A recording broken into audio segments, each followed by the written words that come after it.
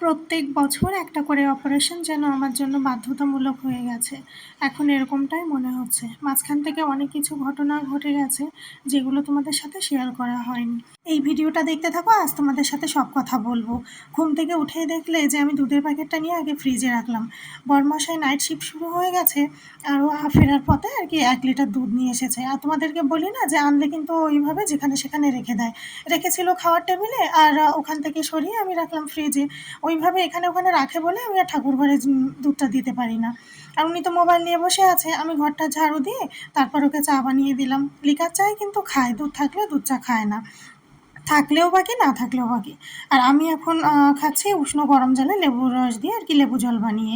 এটা আমার প্রত্যেক দিন সকালের আর কি এনার্জি ড্রিঙ্ক বলতে পারো। প্রত্যেকটা দিন আমার এই ড্রিঙ্কটা দিয়েই সকাল শুরু হয়। অপোজিট ডেতে এরকম সেমভাবেই আমি আদা জল বানিয়ে খাই এরকমটা। কিন্তু বহুদিন যাবৎ আমার টক খাওয়া বারণ ছিল বলে খেতে পারিনি আর কি। আজ অনেক দিন পর আর কি করলাম।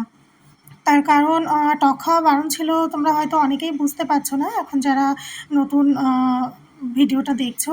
মার্চ মাসে যেদিন শিবরাত্রি হয়েছিল 6 বা 7 তারিখে খুব সম্ভবত, আমার দুটো ডেটের মধ্যে ঠিক এক্স্যাক্ট মনে পড়ছে না এই মুহূর্তে, কিন্তু আমার এটা মনে আছে যে শিবরাত্রির পরদিন থেকে, মানে সম্ভবত 8 তারিখ ছিল, মার্চের 8 তারিখ থেকে আমার ডান পায়ের বুড়ো আঙুলের নখে অসহ্য ব্যথা যন্ত্রণা হচ্ছিল। ওগুলো না তোমরা একটু পুরোনো ভিডিওগুলো চেক করলে বুঝতে পারবে। তো পরে যেটা বুঝতে পারলাম ওটাকে বোধহয় নক্কুনিও বলে। যা জীবনে কল্পনা করতে পারি না ওরকম একটা জিনিস আমার সাথে হয়েছিল।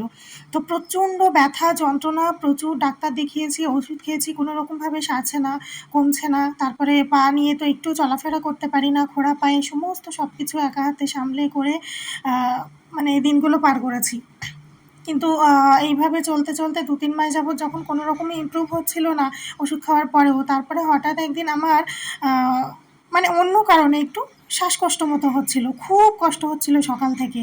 তো দেখো ভগবানের কি অশেষ কৃপা, অ্যাকচুয়ালি ওখানটায় যে কী হবে সেটা সেদিন আমরা নিজেরাও জানি না। তো প্রচণ্ড বিনা কারণে এইভাবে শ্বাসকষ্ট হওয়াতে আমার হাজব্যান্ড তো একটু ভয় পেয়েও গেছিলো। তারপর আমরা সাথে সাথে মানে কোনো মতে সকালে আর কি কিছু মুখে দিয়ে ওইভাবে বাড়িঘর ফেলে চলে গেছি ডাক্তারের কাছে। হসপিটালেই গিয়েছিলাম সেদিন, যেহেতু ওইভাবে ওরকম হচ্ছিল বলে।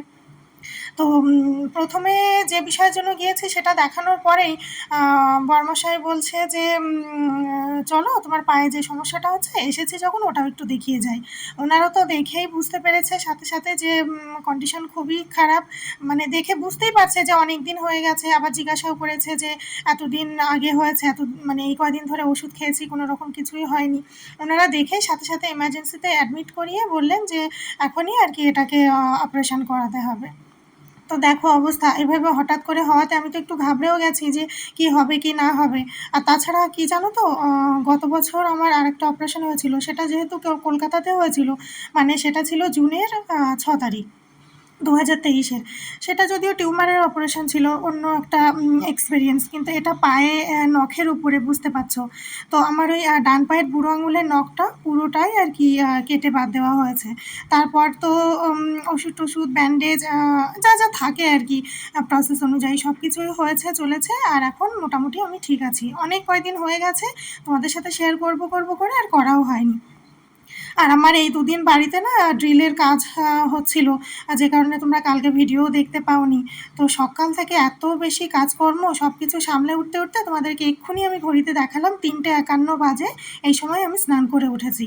বিয়ের পর আজ বোধহয় ফার্স্ট টাইম আমি না স্নান করেই দুপুরে খাবার দাবার রান্না করে নিয়েছি। কি করব বলো, আমি বুঝতে পারছিলাম যে সব কাজকর্ম সেরে উঠতে আমার বিকাল হয়ে যাবে। তো ওই বেলা পর্যন্ত যদি রান্না বন্ধ করে রেখে দিই তাহলে মণ্ডলমশাই আবার কী খাবে।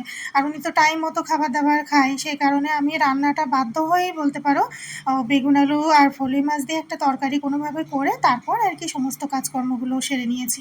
আর ওই যে একটা বালতি ভরে দেখলে প্রচুর কৌটা আছে, সেগুলো সব ধুয়ে পরিষ্কার করেছি, 2 বালতি কাঁচা ধোয়া করেছি।